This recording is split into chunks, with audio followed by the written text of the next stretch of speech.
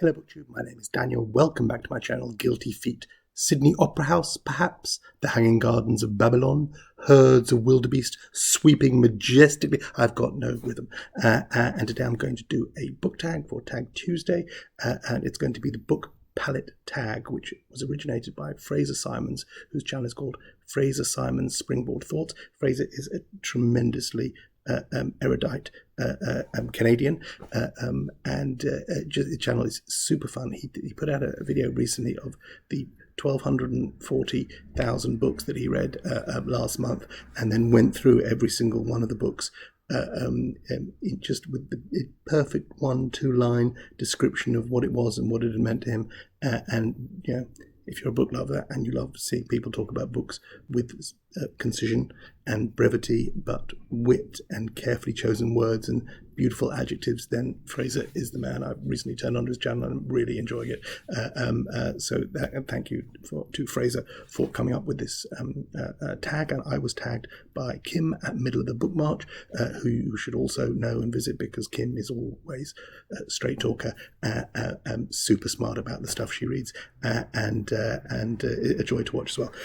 So I'll take you through this, starting with the first prompt. The thing about the Book Palate Tag is it will reveal something. Everyone who knows me knows that I have terrible eating habits and a very limited palate, and this is called the Book Palate, where we've got prompts based on different flavors. And actually it kind of turns out that my reading palate is almost as unvaried and as limited and unsophisticated as my actual palate. So this was kind of revealing to me. So I don't have answers for many of these questions, because I don't think I explore and am as eclectic. I'm in the same way that I'm not a foodie with actual food. It turns out that I may not be much of a book foodie. Anyway. Sweet. What is a book that made you excited to read more by the author? Bonus point if it somehow exemplifies the genre you most like to read. So I think I've got an answer for this. This is, I'm going to pick James Ellroy's The Black Dahlia, which is kind of a genre that I want to read. And this wasn't the first James Ellroy that I read. I read American Tabloid, and then I think I read Hollywood. The version I read was Hollywood Nocturnes. It sometimes publishes Dick Contino's Blues, other stories, some short stories. And then I picked this up in a secondhand store. And this was the book that made me decide I was going to read everything that Ellroy had written up to that point, because I came to him in the middle of his career. So I came to when American Tabloid was just published in paperback, so it's sort of late 1996, but he'd been writing for 10-15 years before then, and this was the point where this is the start of the LA Quartet, which includes LA Confidential, which was the movie that people will be familiar with, but this is the first one. The quartet has also been made into a movie, which I don't think many people saw, with Josh Hartnett, who is having one of the oddest Hollywood careers. He was a great leading man who sort of took himself out of the limelight, and now I don't know. I think he shows up occasionally and picks parts that he wants to do. And at one point, they thought he might be Superman. Anyway, that's by the by. Black Dahlia was my way back into Ellroy, and was the book that convinced me that I was going to read everything that he ever wanted to read. And yeah, I think sort of noirish crime is definitely a genre, so I think I get the bonus point, because that absolutely exemplifies a genre that I like to read. Okay, Sour. Okay, this is where things already start to fall apart. Sour. What book did you initially dislike, but after you reread, you reversed your opinion? Or what was a book you loved at one time, but after rereading it, you found it lacking at some point? Where's the thing? I don't reread things. Like with food, I make up my mind about flavors, or I made up my mind about things that I like to eat many, many years ago, decades ago, when I was a child, and I have not got past that. People, tasted wine when they were 12 years old, something, and then later on they become great connoisseurs. No, I tasted wine or something like that when I was at, and never drank. I've never gone back and started, coffee, don't drink coffee, any vegetables, terrible limited flavors, where things that I just didn't like when I was younger, I never went back. Olives, mushrooms, things like that, terrible. So these are two books, one of which I hated when I read it, and I've never gone back and still hated. Another I loved when I read it, and I'm not going back and changing my mind. So the book that I really had a horrible time with was We Need to Talk About Kevin by Lionel Shriver. Just a hateful book, made into a movie also that people seem to like. Just a horrid book, a manipulative story by an author who has a point of view and is determined to convince everyone that she's right. And it creates a whole fictional story about a terrible child, and it's all about Lionel Shriver trying to tell everyone why no one should ever have children. She's certainly not going to have children. And I know it's wrong to conflate the author with the narrator and the thing of the book, but this is so clearly a polemic about her own choice in life. And I don't begrudge anyone her choices, but to insist that her choices are right because if you do have kids, they're going to grow up to become psycho killers, it's just nonsense. Really, really unpleasant reading for me, and I see no reason to go back and reevaluate that. And one that I love is a book that I read when I was 14 years old. My mother traces every problem she ever had with me as a teenager back to the time I read this book. She hid it so that my brother couldn't read it and put her through what I put her through. But I still feel just as fondly about Holden Caulfield now as I did back then. I've come to understand that we're not supposed to take it quite as seriously and quite as face value as I did back then, where I was Holden was me. We all thought everyone else was phony. And now I understand this is a book about a mental breakdown, a book about grief. He loses his brother in the war and is just anchorless and trying to understand the world. But even knowing what I know, and I've read about Catherine the Rye, and I've read everything else by you, everything that's legitimately published by Salinger, and yet I still have a soft space in my heart for Holden Caulfield and for the 14-year-old I was when I read this. Bitter. What is a book that you feel is underrated, attacked unjustly by popular mainstream opinion, or simply misunderstood? Bonus point is a book anyone else has mentioned already that you know of. I don't know if anyone else has mentioned this. I'm sure I've spoken about it before. But misunderstood, I think, American Psycho by Bret Easton Ellis. I read this years ago. I bought this in June 1995, and the book is, I reckon, from a couple of years before then, 1 second. So I bought the second hand already. But the book was published in 1991, so the turn of the 90s, isn't it? Coming 30 years old this year. But I think misunderstood. It's funny. Yes, it's dark, and the sex is grotesque. The treatment of women is grotesque, but it's not just the treatment; it's the treatment of men as well. It's not misogynist. It's just utterly misanthropic and mean-spirited. But it's also very funny. And I think this was slightly ahead of its time by the time we get to Pulp Fiction in the cinema, where terrible things are visited upon people and played for laughs, whether it's male rape or murder or people being shot in the face or whatever it is. It's all in Pulp Fiction, and we all think it's stylized, and he was doing the same kind of thing here. I don't. Maybe Bret Easton Ellis wouldn't appreciate that comparison, but I loved this when I read it. I always thought it was funny. You're not supposed to take the sex and the horror any more seriously than you would in any other horror novel. Not that I've read any horror novels. This is about the closest that I get. Funny, I think underrated. I think misunderstood in a way that, say, Lolita's been misunderstood. I don't think there's much called for people to revisit this and say, well, yes, of course he rapes and murders women, spoilers, in the book, and therefore, but really he's just having a laugh. I understand why this kind of thing has been cancelled, but it was about consumerism. It was about the 80s. It was about capitalism and the obsession with money and business cards and smart suits and all those things that at one point in the 80s we thought was super important. That's why we watched so many episodes of Dynasty and Dallas and wore our padded shoulders and had to have the crease on our suit trousers just right. Those kind of things were important for a short while, and this is a satire on that, and a bloody good one. Salty. What is a book that changed how you thought about or related to other people, or that made you realise something about yourself that you were not aware of previously? Bonus points if you choose multiple books. So I haven't chosen multiple books. So I just, an odd one here, a bit of non-fiction.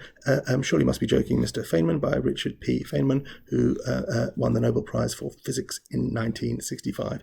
And this is a series of, it's subtitled Adventures of a Curious Character. And in some ways, he's the prototype for Ted Lasso. Richard Feynman, who may be one of the biggest brains ever to have walked the planet, spent his whole life being curious and asking questions. And in that way, he's an inspirational figure because he took everything as it came and asked questions and was never afraid to ask questions. And the man who was smart enough to understand almost anything was therefore not afraid to look at things that he didn't understand and try and work them out, and taught himself how to pick locks and play the bongos, and was just an inspiring figure, as well as maybe one of the smartest, sort of Einstein-level genius. This is such a fun read. This is mostly sort of transcribed interviews that he gave about his antics in Los Alamos and beyond, and all the time he's working as a physicist, but doing strange things and experiments and having fun and just trying things and being curious and yeah. Surely You're Joking, Mr. Feynman, by Richard P. Feynman, I think changed my outlook. I don't think I'll ever be a brain anywhere, even a fraction as big as his. But the idea that smartness doesn't preclude curiosity and openness and a willingness to explore and ask questions and enjoy the people around you and the things around you and take pleasure in life. He lost his wife at a young age. He married her knowing she was ill and dying, and he was just a good man who had seen tough times. He was the victim of a quota when applying for universities. There were universities that would not accept him because he was Jewish, and so his life wasn't easy necessarily, except with a brain this big and the ability to make world-changing discoveries and Nobel Prize-winning discoveries. Maybe certain things did come easy to him, but maintaining that attitude of always wanting to ask questions, always taking joy out of life, I think had an influence on me when I read this 30 years ago. Optional prompts for the connoisseur. Okay, so this is where it also falls apart as well, because here are the four. I'll tell you what the four optional prompts are and tell you where I don't really have answers for them. So it's asking for a sophisticated palette, a book from your favourite subgenre that has your favourite trope or motif, or just go off regarding a bookish, nerdy thing that you like. Well, I don't really. An unrefined palette. What is a book or genre that you consider a guilty pleasure?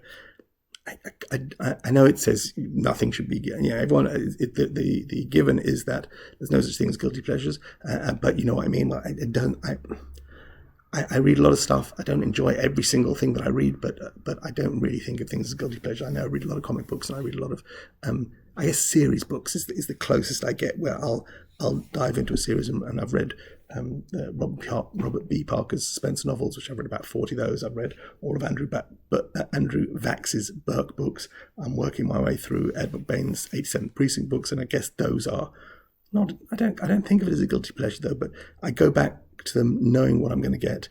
The trope that I love going back to is the team, seeing the team again, the same characters. I take great comfort knowing that it's unlikely that any of the star characters are going to die by the end of this book, because there's another book coming along written 9 months later. I guess I kind of like that. So I've read, I read a lot of series. Some of them are very lengthy. So, but again, I don't feel guilty about that. That kind of reading is what gives me the fuel to read things which are tougher. That I get stuck in Duck's Newburyport for a month, but it's okay because at some point I'm going to be able to go through another Ed McBain in an afternoon. Then there's the eclectic palette. And then the last one is the maturing palette. What is a genre that you've read little or none of, but you would like to sample more? And tell that. Yeah, see, I don't have a maturing palette, not an actual palette. I'm not trying new flavors and new foods and interesting dishes. I'm still eating the same things I enjoyed when I was 8, meat and potatoes and bread and sandwiches and chips.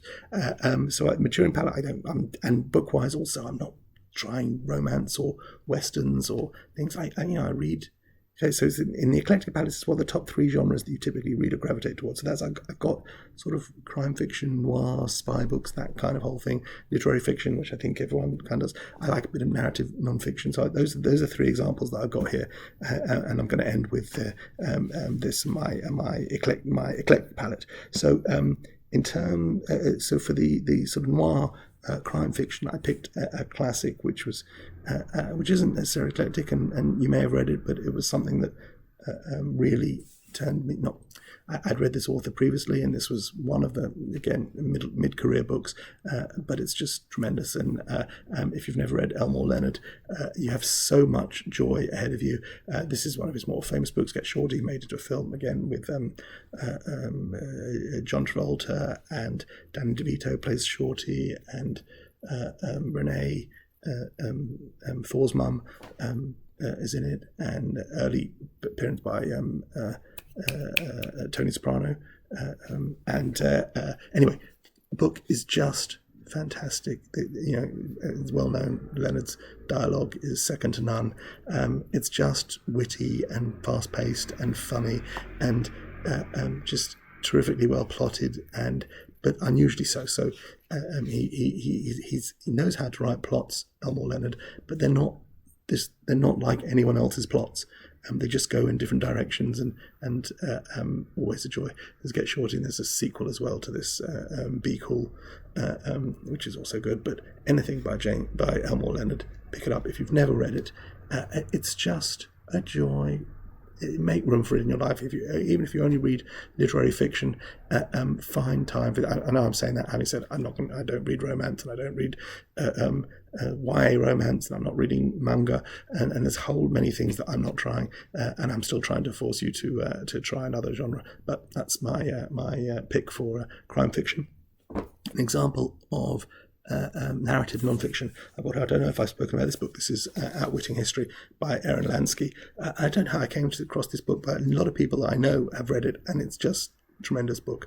Aaron Lansky was studying Yiddish in university. There were maybe 3 or 4 people doing this master's course with him, and they all had to share the same library copy of whatever text they were studying, or someone had photocopied it and they would re-photocopy it. There just weren't any texts left for them to study, and it was very frustrating, and he couldn't believe that these books had all disappeared from existence, and he just started putting notices in papers and asking people if they knew of any old Yiddish books published in Yiddish, whether they had originated in Europe or been published in the US, where there was at one time a fairly robust Yiddish printing industry, and slowly started to get calls and be invited to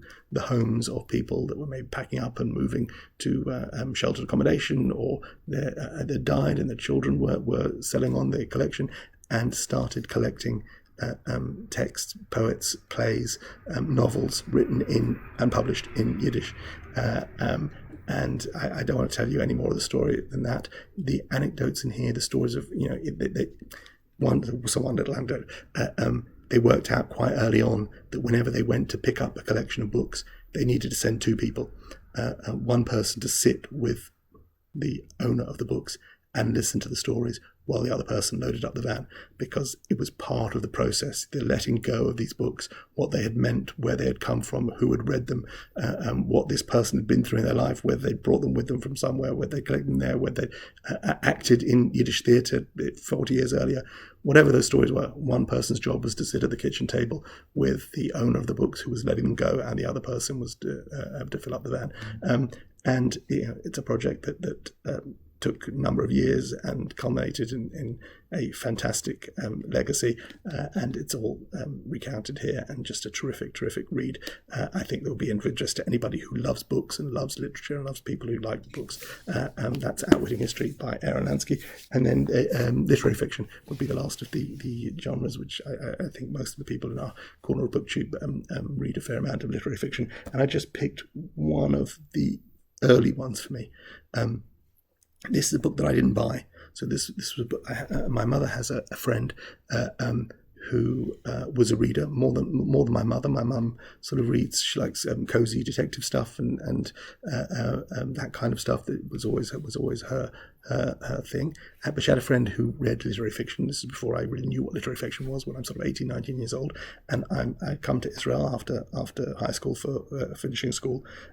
18, I came to Israel for 2 years, then went back to London to study literature at university. So I guess I was I thought I was a reader or someone who cared about books, but I hadn't really read anything. And this was one of the books that my mum's friend brought round to my mum's for my mum to give to me or send out to Israel, whether she came to visit me or someone was coming out, and sent to me while I was in Israel. And I didn't know anything about it, and I read it because this is what had been suggested to me by my mum's most literary friend, Susan. And so I don't think I ever gave this back to Susan. I know I didn't ever. I think this is Susan's copy of Rabbit Run by John Updike.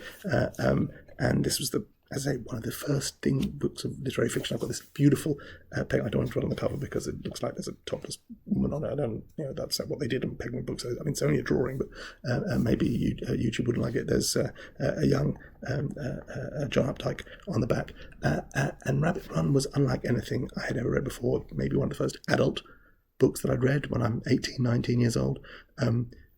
And it is a story about a man running away from his life. The lead character, Rabbit, is a man named Harry Angstrom, sort of a waspish, tall, once vital high school basketball star who 5-10 years after graduating high school, no one's interested in how many hoops or how many points he scored in an important game. He's just a person. But the book, the series, and there were 5 eventually, or 4 novels, and then a novella,